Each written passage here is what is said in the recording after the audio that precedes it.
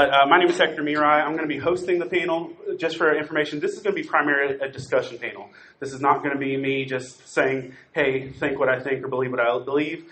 I'm going to share some of my thoughts. I want to hear some of your thoughts and have a dialogue about your experiences in this field. And with that, this is Ashley Cox. Hey guys, how's it going? Hi. Can you all hear me better now? Yeah. Okay. Awesome. We're gonna be hosting this today, and a few things going out the gate because I never thought I'd do this before. I was at the Galaxycon Raleigh, and I've been doing this panel for like years, like 4 years, like even like when it was SuperCon. And I've been doing these panels, and the last panel time, someone said, "Why are you qualified to do this?" I'm like, "Well, it's a fan panel. I think technically anybody's qualified to do anything." But that being said, my qualifications for this, and I'll let Ashley share some of hers as well. On a nerd level, I've been a comic book collector since I was 12. I was a screenwriter for 3 years for Screen Junkies and Clever Movies, a Fandom Entertainment. I screenwrote for them for 3 years. I'm a background actor in Swamp Thing on HBO Max, DC Universe. That doesn't count for much. And let's see, what else? And I've been a guest at San Diego for this exact topic. So those are some of my nerd qualifications. On a ministerial or a spiritual discussion climate, I've been in full-time ministry for 22 years. I have a degree in Bible, and yeah, that's good. I mean, that's enough. And I've written a bunch of books on the topic of faith and nerd world connecting. So that's just some of my qualifications. Yes? What's cool? Masters International School of Divinity out of Evansville, Indiana. That's where I got my degree from. I also attended Carolina Bible College for a while and Southern Methodist University in Warrensburg, South Carolina, but that was because I was a girl. I 100% changed colleges midstream because there was a girl, and they offered me a scholarship to be on a theater team. So that lasted one semester. I proposed. She dumped me. We move on. It was that thing. I proposed on April 29th, and she dumped me on May 2nd. So she said yes. Took my mom's engagement ring. Never got it back. All the stories. Again, yeah. This is not what you came here for, though. Okay. So that's me on my qualification-ish stuff. This is Ashley Cox. You're still mortified. I don't know how to follow that, guys. I like the standing thing. I'm going to stand up because then I can actually see you guys. Hi, so my name is Ashley. I've known Hector for, gosh, it feels like forever now. And on a nerd level, that's where you started. On a nerd level, I was originally not really a sci-fi person. I got into Star Wars with The Force Awakens. If you don't like the sequel trilogy, that's okay. I love it. That's my opinion. I really love it. That got me into it. I've been to conventions from San Diego Comic-Con to Star Wars Celebration 2019 to Galaxycons.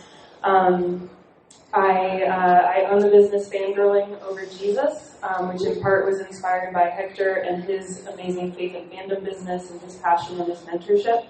Fangirling Over Jesus is a business where I also try to pair faith and fandom, primarily through clothing design, and then I do some everyday cosplay items, which I'm going to shout out this really awesome Kanan dress that I made. On her little nerd credentials, though, Ashley Eckstein, who plays Ahsoka, as well as the gentleman that plays Anakin, both wear her clothing that she designed. So that's kind of cool. Yeah, and I have photographic proof. Yeah, she's got photos. I was shocked. And not just at the show, like in their lives. Yeah. So that's cool.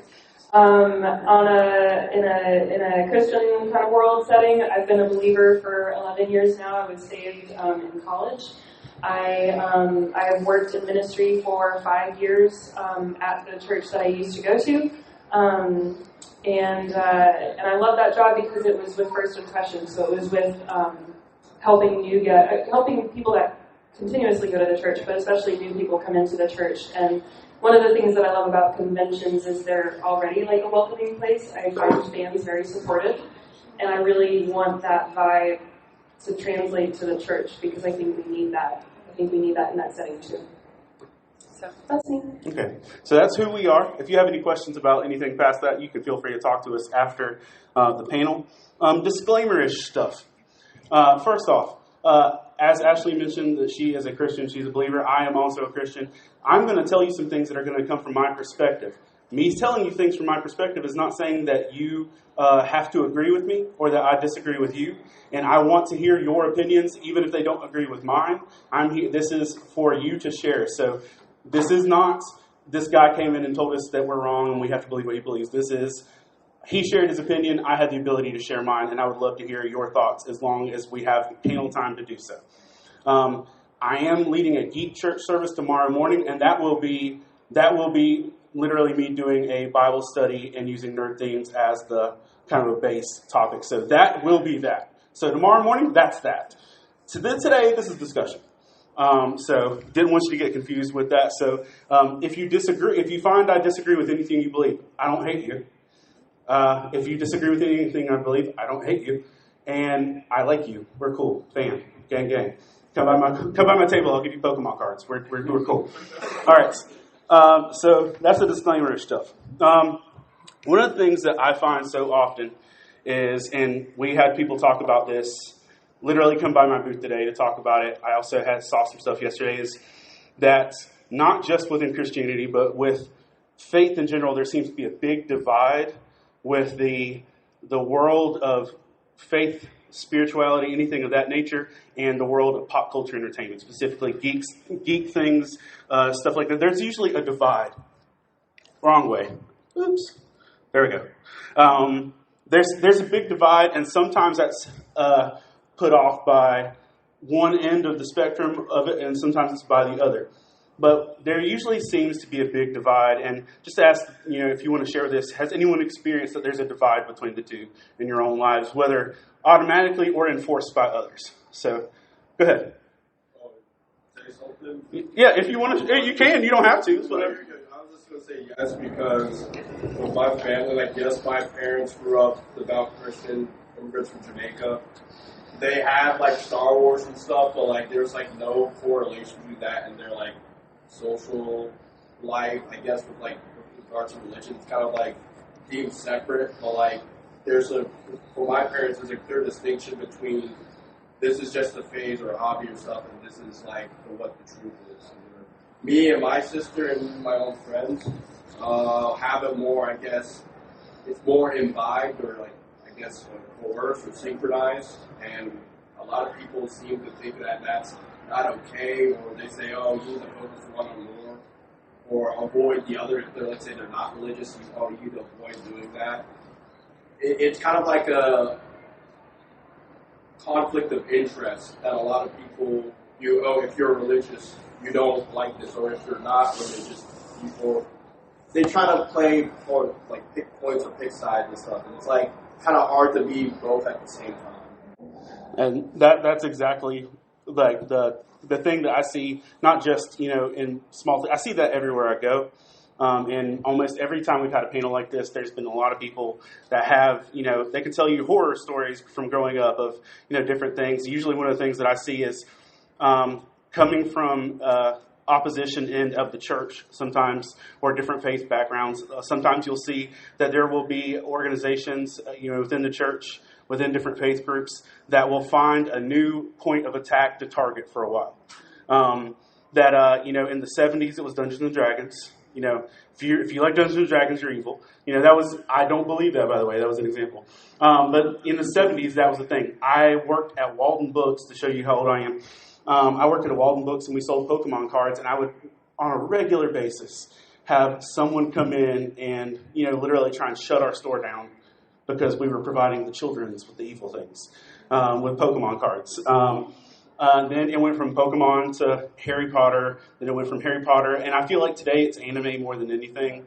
And if it's not anime, it's TikTok, which is its own thing. I know it's not fandom. But it's usually there's a focal point where there'll be a divide caused on that end. And then sometimes on the other end, there'll be a big divide where it comes from maybe the entertainment industry, from pop culture, from nerd culture, where there's a divide kind of instituted from that end to say anything of faith-based is negative. I'm not going to say what it's about because I don't want to spoil anything for people who aren't there yet.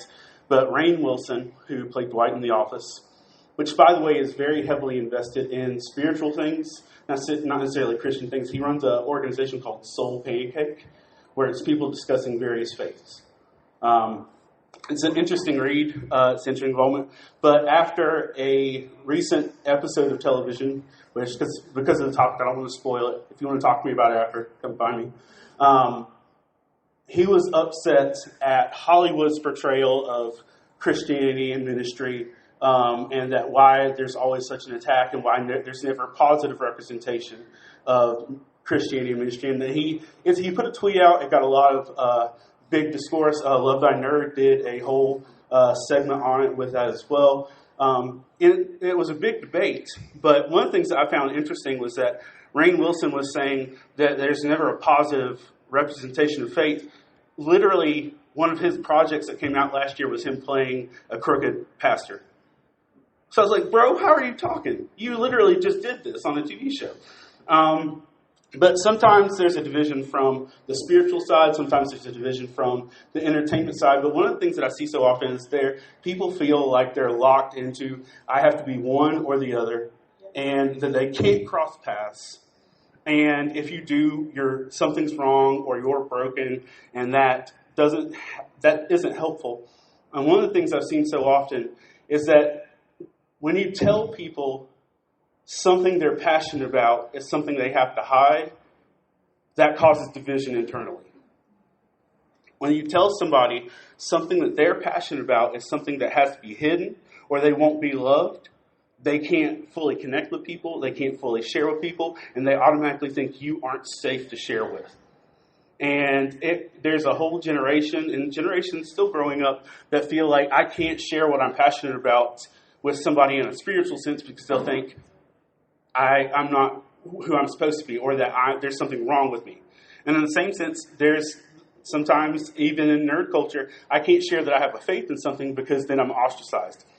No shade, no hate towards this person or anything. That literally somebody was posting yesterday that our booth should be banned and not allowed to be here. It's like the show literally started 5 minutes in. On our post, it said, you shouldn't be allowed to be here. Well, it's just because they said anything spiritual of this nature, anything God-related, can't be allowed in a Comic-Con. One of the things I will high-five Galaxycon on, they're big on diversity. Yeah.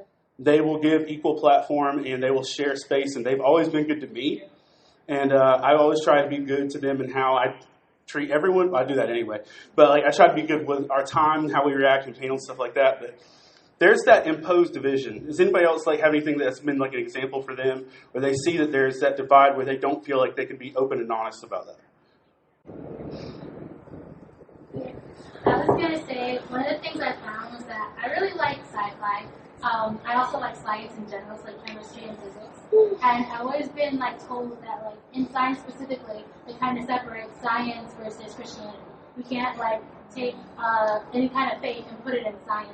And it's well, science should be the study of the entire world, and faith kind of talks about the world.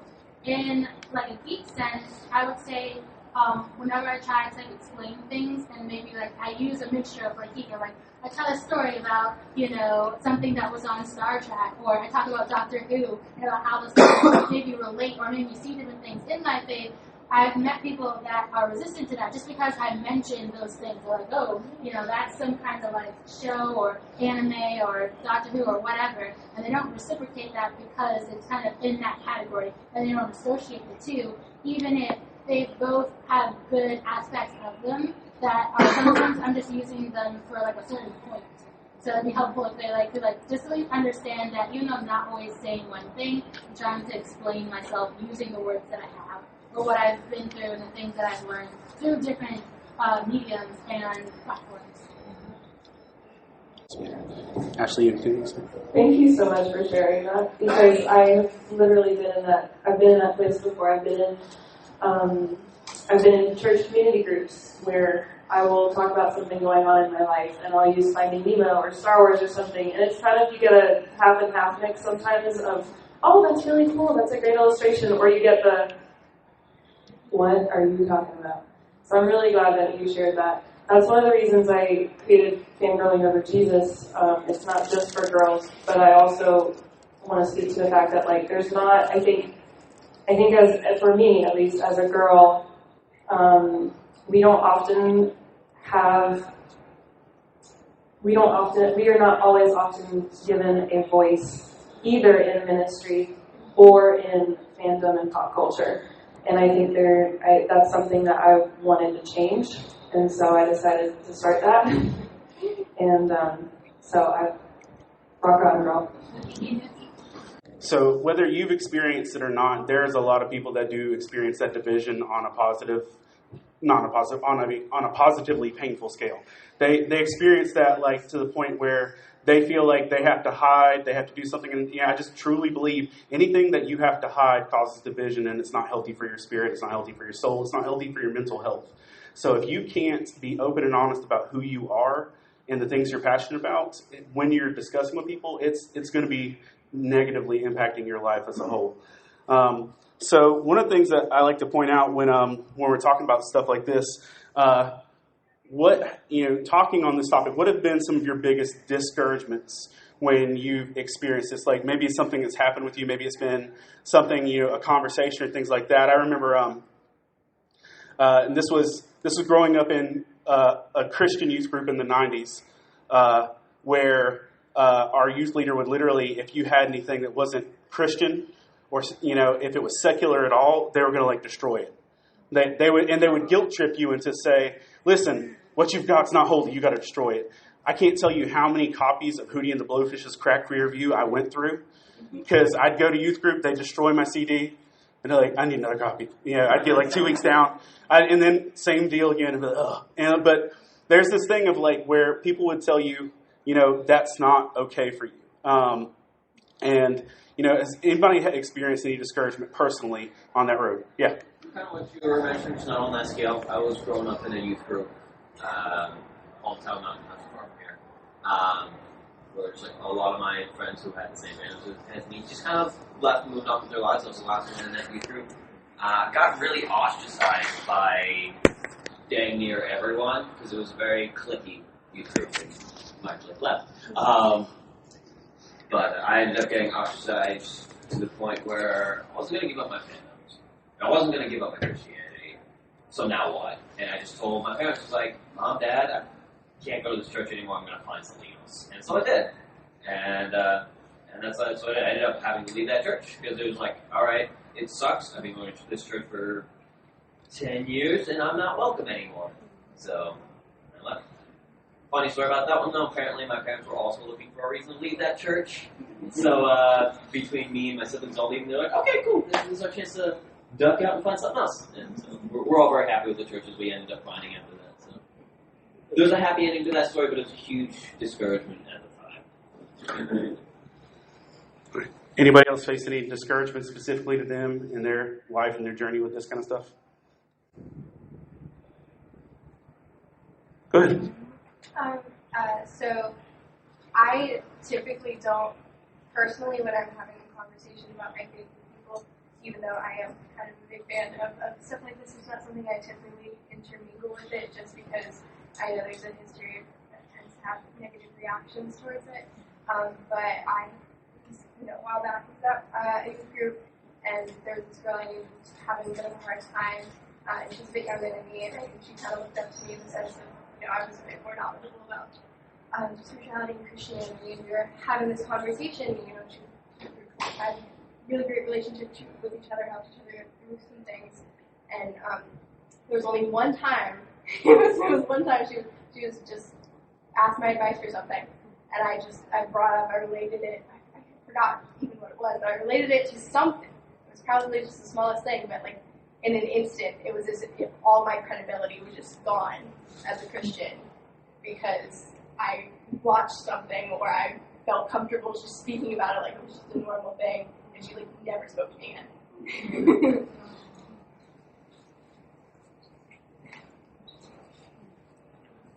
Anybody else anything to share? You don't have to, just giving you opportunity to speak. I think the main thing you deal with in the route that you deal with is that, and I know faith is not just Christianity, but I come from a Christianity lens. people, and I'm probably near the same age, I'm 48, so I've been at those things where cassette tapes were burned and things like that. I feel you. But nonetheless, it's like Christianity is, it's supposed to, God and Jesus are supposed to be like the number one thing. They lead your life for anything.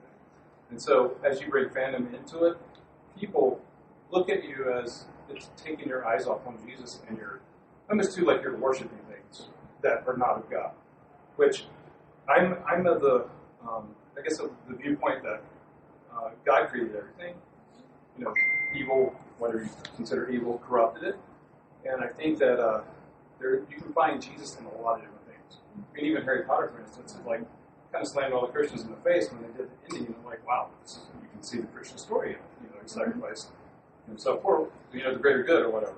So I think what we get is this ignorance that comes, and it's a detriment to people's mental health and things like that, and the discouragement. So I think it comes from things like this, and I kind of applaud you guys because you're educating people so they don't walk out and condemn people for things that could point them to God. So you kind of have to find what is in there and why you kind of celebrate that fandom and what it does to strengthen your Christianity or your faith. And once you identify that, then you get the linkage there. And if you don't identify the linkage, then you should evaluate it and say, does it take me away from my faith? And which is more important? So it's kind of like a balance. If it takes you away from your faith so much that your eyes are pointed toward the fandom more than your faith, then you really have to address that and say, what's important to me and how do I want to live my life? So. Thank you. I really appreciate it. That was good. And that's what, I'm going to beat that horse to death, but just the reality is that a lot of this stuff stems from fear when there's opposition and stuff like that, because that was one of those things, growing up in youth groups and stuff like that, was that if something else had my attention, it must be bad. Because if God wasn't getting all my attention, they look at it like idols or things like that. And the reality is our attention's always divided. But I think it's more of not just where our attention is, but where our hearts are and things like that, and why it can be healthy or unhealthy with that. And but there's always going to be stuff that's discouraging. But one of the things I think is so important is when people invest in something, when people invest in fandoms, when they invest in cosplay, anime, stuff like that, when they find something in an entertainment scope that actually makes them feel seen, makes them feel valued, makes them feel heard, they're not just watching something or investing in something because it occupied their time. It's something that they connected with. And if there's something that you can connect with there's something you can be helped to grow with. And we just miss good opportunities with that. And so there's, with that, just one negative, I don't think I've ever shared this, but one negative on my end is that I've been in ministry for 22 years, and I'm not taken seriously in ministry circles because everybody thinks I'm still just a youth pastor. I've been pastoring a church for 14 years, as a lead pastor, but I'm wearing a Snorlax shirt today, so they're like, oh, he just must be the youth guy. So when people meet me, they still, here's the thing, I don't mind youth ministry, I love youth ministry, but I'm not necessarily welcomed in my own circles because of stuff like that. But the reality is I've learned if there's circles that don't welcome me when I'm being genuinely who I am, I probably don't need to be in that circle.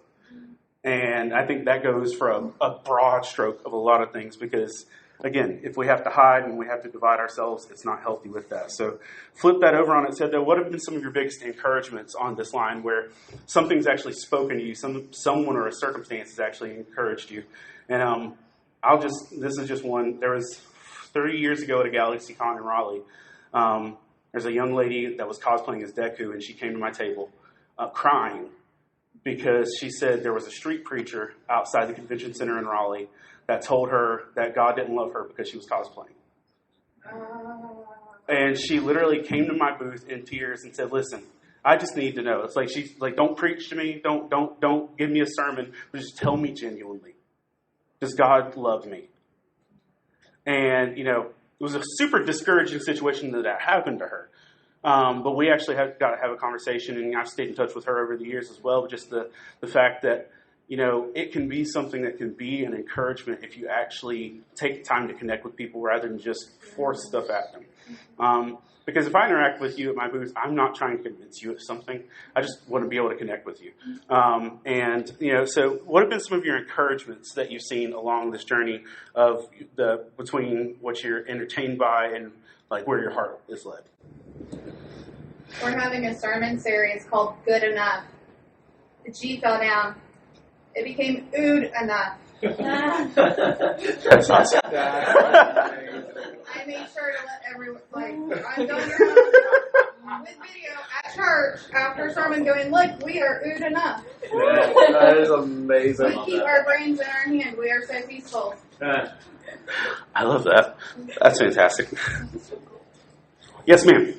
So I grew up Southern Baptist and was in the middle of a whole bunch of this. And when my kids reached their teenage years, we switched over to an independent, non-denominational, and it was during the Harry Potter series stuff, and I got them a stack of books to read, and we kind of got hit. It's like that's evil, but I was in a circle where it was fortunate because they're like, who is the most important world-changing non-conformist ever? Christ. Look at us. We're non-conformists, and we can change the world. So, to me, that's where my heart is, and it's like somebody tells me I'm not good enough, and it's like, okay, you be Christ-like then. So, anyway, that's it. Be a non-conformist. It's great. Yes, sir. Kind of echoing a little bit about there, especially with your kids. Yeah. So my name's David, by the way. Hi, David. Thank you for doing this panel. I'm a full-time pastor. I'm also a dungeon master. I also have other maybe obvious fandoms you might see. Do you have a name tag that says Pastor Dungeon Master? I do. I like that. I'm going to make a sticker. I'm going to hook you up. I love it. I think one of the things that comes to mind most immediately, we have 5 kids, and they're all adults now, but it was an incredible source of bonding and encouragement for us. Like, there's different things like Harry Potter for one thing. It's like, I can't tell you the power of sitting around your dinner table and figuring out which house your kids belong to. And being able to shift back and forth between that conversation, okay, so what'd you get out of scripture reading today? And there's no sense of contradiction, or they learn to discern the difference between spiritual, the power of scripture, and this is a fandom or entertainment. Hey, we told scripture trees out of like a couple of weeks. That's been an incredible bonding thing. And we've had some family members who said you shouldn't be doing this with your kids. And again, it's given us an opportunity to stand up and not pound them back, but to say, hey, well, we've made our own decision on this. We love God, we love Jesus. And we decided that this is fine for us. And it's had a lot of encouragement, a lot of power for us as a family. So that's been an encouraging thing for us.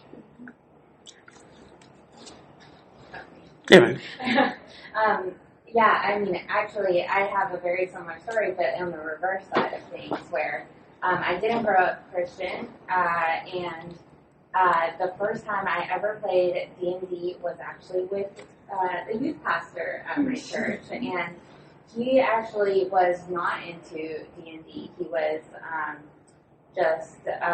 he really loved baseball. He actually had a past of like being in gangs. But his kid just really loved World of Warcraft and Dungeons and Dragons and that fantasy world, and that he was like, you know what? If my kid loves it, that's what I'm going to do, because I want to pour into him and love him and what he likes.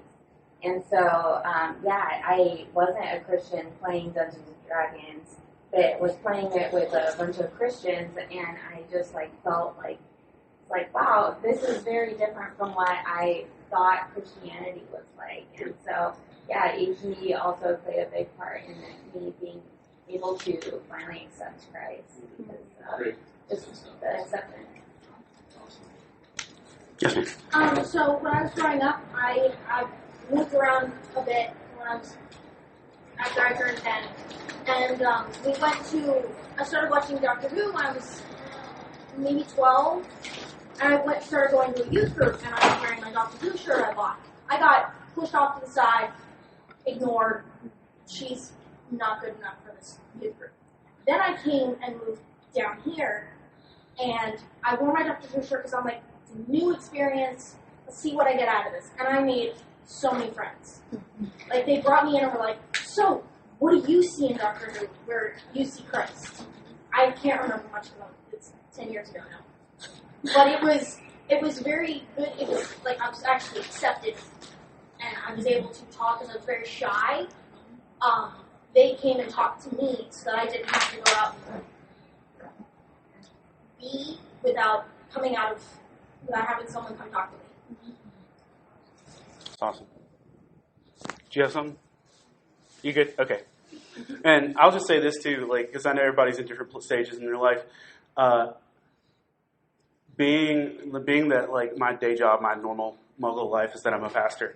And that I've got 3 daughters, and, you know, pastors' kids have reputations, like, as the stereotypes and stuff. But one of the things is I've also seen is that a lot of times pastors' kids can kind of get neglected when it comes to actually investing in them as people. And with my oldest daughter, if you go by the booth, she's the one running the booth right now. But as a dad, I was like, I had this whole list as a dad. I'm like, I want you to watch this, and I want you to watch this, and I had this whole nerd list of, like, by the time you're 8, where you're watching all these things. And there's a rule in my house is that we watch Batman the Animated Series every 3 years. And so whenever my kids turn 6, that's when if a kid turns 6, we watch Batman the Animated Series all the way through. Take a 3-year window, jump back in. We're due now. But I had all these things about all the stuff I wanted my kids to be in a lot of ways, like what I wanted them to know spiritually. But the reality is what I have to understand, even though I'm a pastor and I have kids, I can't force anything on my children. They have to actually find that. I can be examples. But also, you know, I had the stuff that I wanted my kids to learn. But, you know, so my oldest daughter, she's a 15-year-old girl, and she likes emotional things. And she likes romance. She likes really sad stories and stuff like that. And we were driving to this show last year. And for an hour and a half, she's crying in the passenger seat. Like, not like ugly, dramatic crying. She's like, and I'm like, what is wrong? And she's like, I just finished this anime. and she had finished this anime called Your Lie in April. You understand. And I'm not going to spoil anything. But, so, you know, here's the thing. Like, the initial reaction could have been like, stop being so affected by blah, blah, blah. It could have been that. I was like, all right, I'm going to sit down with you and watch this and, like, see why you feel the way you feel. And, you know, after I cried for 4 hours. You know, my daughter and I had a better connection on that because we actually, you know, I took time to say, why do you love this? And I think that so often our spiritual connection and our entertainment connection could really be bridged in a lot of ways if we just took time to ask somebody, why do you love this? Help me see why you love this. And I think that because, listen, if we can listen to entertainment, if we can listen to why we love an entertainment, we're probably open to a lot more genuine conversation about why we actually love a God that we don't see or have a belief that, you know, different stuff. If we can have honest discourse like that, I think it really helps. And I think it would be an encouragement with that. And so just for the sake of time, I'm going to keep trucking. One thing I'll tell you this is if you're looking for spiritual encouragement in the entertainment that you watch, you'll find it. Just plain and simple, you'll find it because when Rainn Wilson made his tweet about why Hollywood had no good ministerial examples. You know, not that I'm an authority, but I tweeted a whole list of really good ones back to him. The pastor from Broadchurch, gangster, love him, good.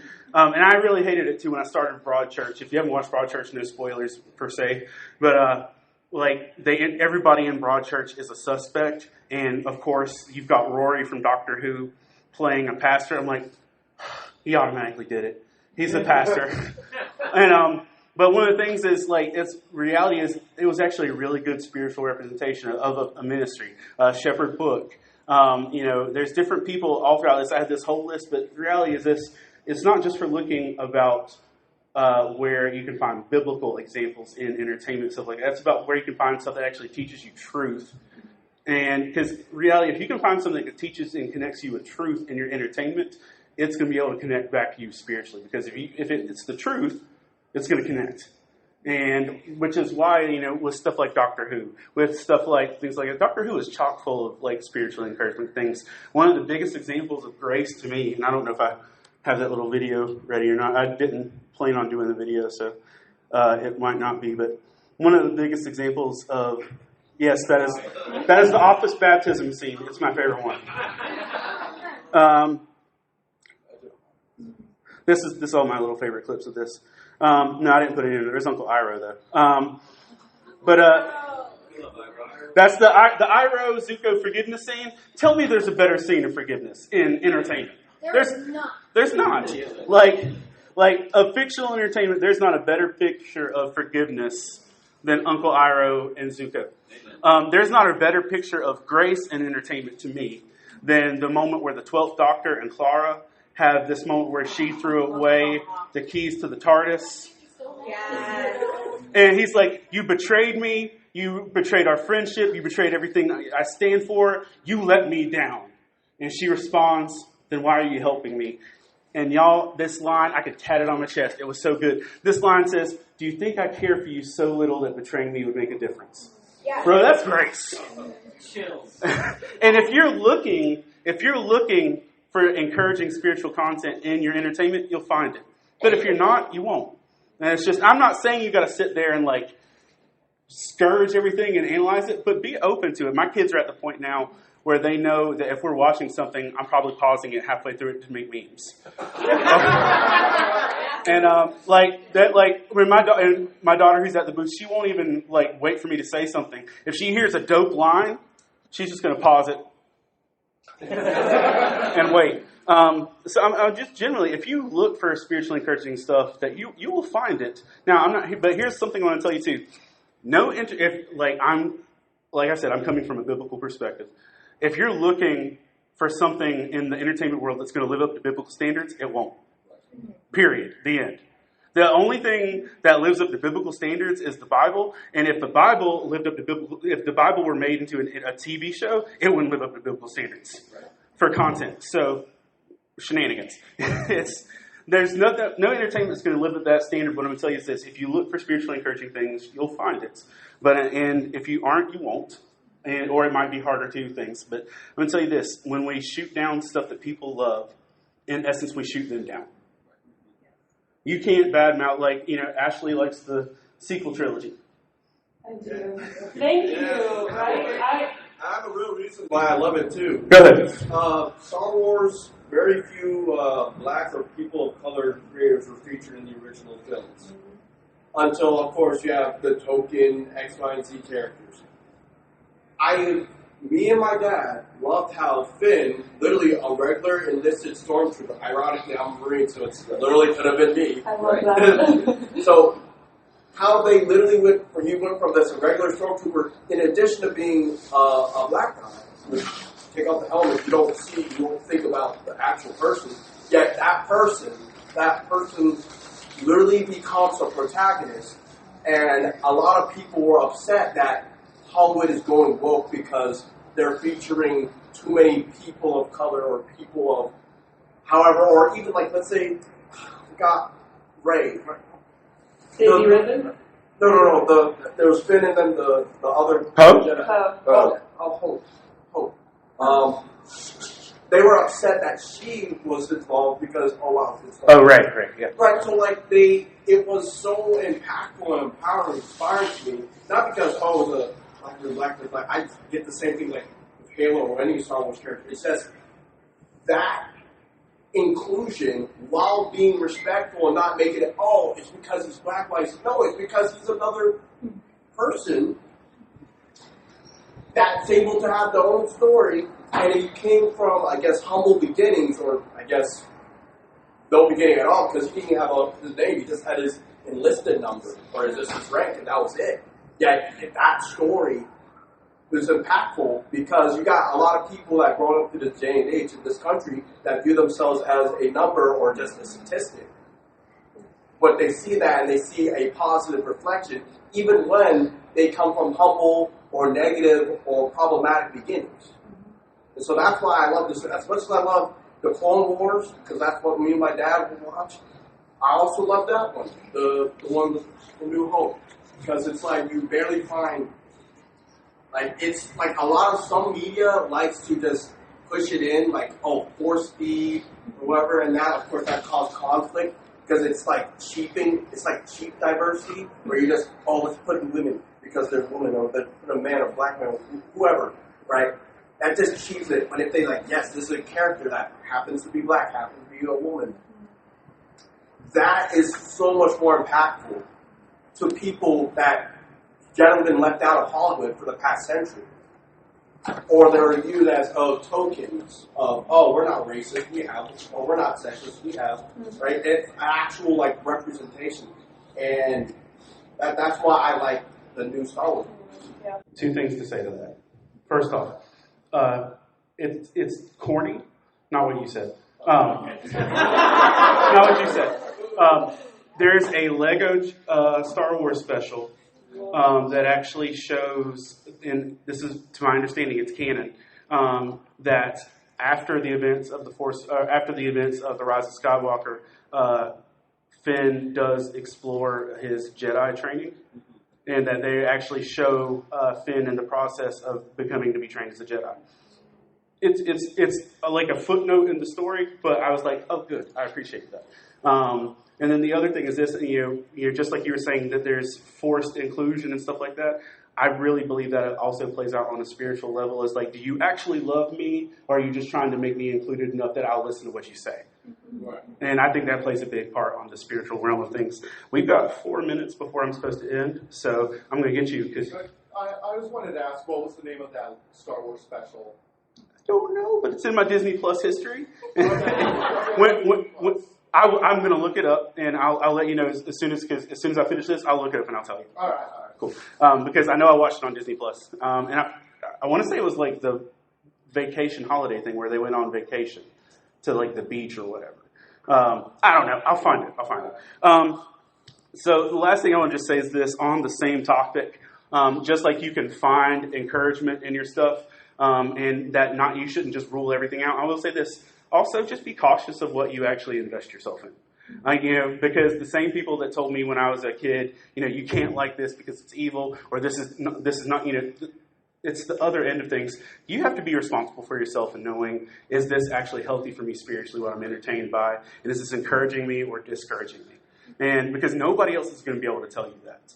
Nobody else is going to be able to give you a genuine answer on that, because otherwise it's going to push you. Because when somebody tells you no on something, what do you automatically want to do? Do it. You have to be the only person to do that. And, again, this is not me telling you have to believe the Bible or anything like that, but I'm going to tell you this personally.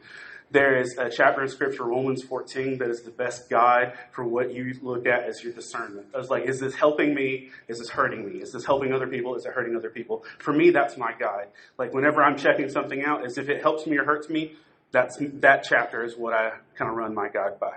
So we have 3 minutes left. I'm just going to give it for questions or anything else you want to share. Yeah, man. Yeah, I feel like I just want to go kind of like to wrap up like everything you've been saying. What I feel like is a lot of like the older, what I would say older shows, like the original Star Trek, Next Generation, and even like not older but somewhat like the still kind of old shows like Lost, like they did like a really good job like appealing to like universal values. What I mean by that is like, they kind of give you like some characters or a story that you could choose to interpret in a variety of different veins, including Christian veins, and it wasn't always perfect, but it did help bring people together.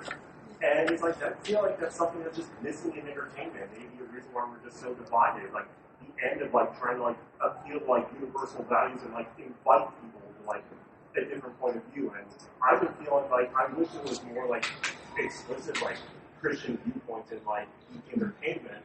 But I think like in the old days, like I pulled up the original Star Trek as an example because of what I grew up in. It's like there were moments where it's like it invited you to consider that perspective. It didn't try to force it on it. It tried to invite you, and I feel like that's what's missing. And I agree with you 100%. An invitation will always be better received than a forced mandate. And I believe that wholeheartedly. Any other questions, commentary, anything else? Yeah, man. What's your opinion on the Chosen series? Okay, is anybody here for the next panel? Okay, if the next panel comes in, I'm going to stop talking because it's their time. Okay, here we go. I just started the Chosen series about a month or two ago, tops. I had a friend who was mad at me for not watching it. He literally kicked my door in and threw DVDs at me. I've watched the first 2 seasons, and I am dramatically impressed at how good it is. To me, and I mean no shade or shame to anybody that loves Christian entertainment. Most Christian entertainment sucks. Huh? Oh. The world needs a hero, not just any hero. Yeah, that's right. I love it. You know, I'll die on a VeggieTales still. I love it. But here's what I'll say. The Chosen has impressed me on how good it is. There are times where I can't watch 2 episodes back to back because I'm emotional. Now, I'll say this. I've been a believer for the bulk of my life. I've been in full-time ministry 22 years. The Chosen has challenged me, it's encouraged me, and it's helped me actually grow deeper and ask some things and think about some things I've never thought of before. So that's my Chosen statement, and I'll throw that out there. And if you really care about what I think, on our podcast channel, I've actually been breaking down episode by episode what I took away from each episode. So there's that too. I got one last real quick question. Go, bro. Have you seen Jesus Revolution? It's on my to-do list. It's really good. It was really good. What is The Chosen? The Chosen is a show by an independent studio called Angel Studios in which one of the things that dawned on me, it took me like 8 episodes in to realize it's called The Chosen, not because of Jesus, but because it's about the people that Jesus chose. And I'm like, oh, I'm an idiot. I didn't get that. But it's basically looking at the gospel story in a perspective of coming from the disciples individually as they're chosen and stuff. It's deep, it's beautiful, and it breaks my heart. It's so good. I've not seen season 3, and I know they're about to start season 4. And I don't usually endorse a lot of church stuff. I let people find out, but chef's kiss. It's good. Season 1's on Netflix. Our time is up, and I really want to be respectful of everybody else's time because they're not in here, but I want them to be able to come in and start prepping for their panel. Here's my contact info. If you have any questions, I'm at booth I-1 on aisle 1600. If you want to come talk, I'm going to be there all day today. And there's Geek Church in the same space tomorrow morning at 10:30. Thank y'all for being a part of this.